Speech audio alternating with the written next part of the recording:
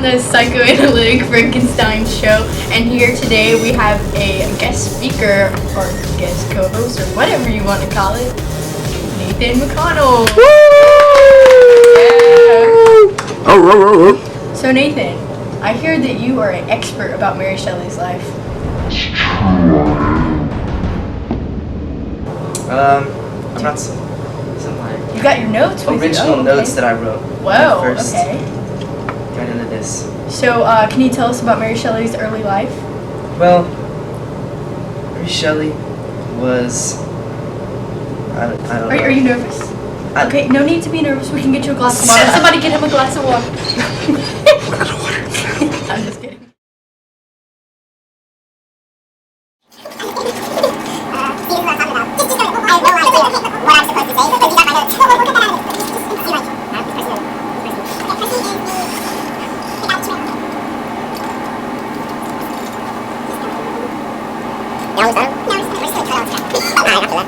Well, Mary experienced a great deal of death and horror. Oh, she did? I heard she ran away from her father at a young age. Just to first, what an awful thing. And the thing about that is, Percy ends up drowning and dying. It'd be one thing if it was Percy Jackson, but you see, I don't think he'd have any problem with that drowning thing. You know what I'm saying? But I feel you on that. You But do. Sadly, Certainly. this Percy's not a demigod, and he dies when he's 24. And Really? yeah, death is a big part of her life, and I feel like that's what influences her to write novels. Oh, I kind of feel that too, especially with the connection of Victor and his family life. Early on, it's very nice, but then soon on, it goes to be a big deal, especially with his mother dying, and then Mary Shelley's mother. Didn't you say she died 11 days after she was born? I didn't say that, but that's also true. Oh, well, I guess I did my information too. So, you can see this in the novel because Victor and his father, and Victor and his mother, Yeah. they don't really, like, his mother dies pretty early on. Yeah.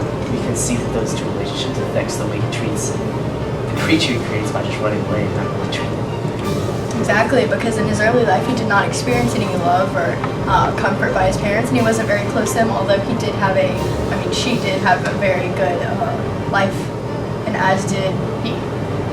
Because in the novel, you see that Frankenstein experiences a somewhat troubling past. Yes.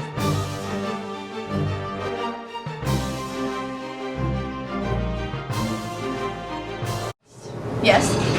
Okay, so through the story, do you feel that Frankenstein will continue the process that has been passed down to him, such as the way Victor's father treated him and Victor treated Frankenstein? Do you feel that Frankenstein will continue the legacy and it just keep going?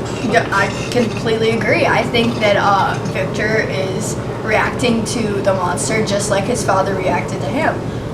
Just because his father was not very influential in his life, and I don't think his father exactly agreed with his passions for the sciences, or even if he didn't agree with them, I don't think he actually understood. You know what I'm saying? Yeah, I agree with him.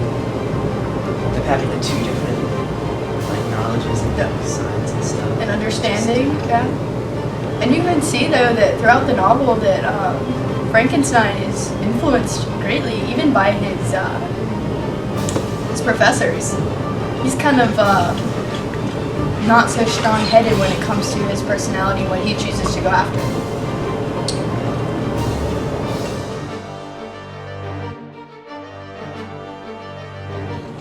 Yes, sir? Do you feel that Frankenstein, being all outcast and stuff, and had to learn how to speak, made him a better person of some sort? I do. Nathan, would you like to take this one? So you're saying the way he's like an outcast make him a better person? Yes, correct. I don't really know if we can classify him as a good or a bad person, really. Mainly because he's just kind of human. He makes a mistake, and and at the same time he doesn't want to like live up to his mistake. But I don't know. I feel like him being like this outcast and isolating himself kind of hurt him. Okay, so yeah, I agree with that, but I also think that in a way, him being an outcast and him learning all these things, he just learned more that he, wasn't able to be part of these, this life that he wanted to. Especially when he asked Victor to make, a companion for him, and that just didn't work out. That crushed him. But in a way, I kind of feel like in the book that maybe Victor could be the real monster, and the monster is actually, the antagonist. Where it really isn't his fault that he wasn't brought up correctly. The monster? Yes. I mean, it isn't Victor's he's fault like either, because baby that's just yeah, can gather a lot of knowledge really fast.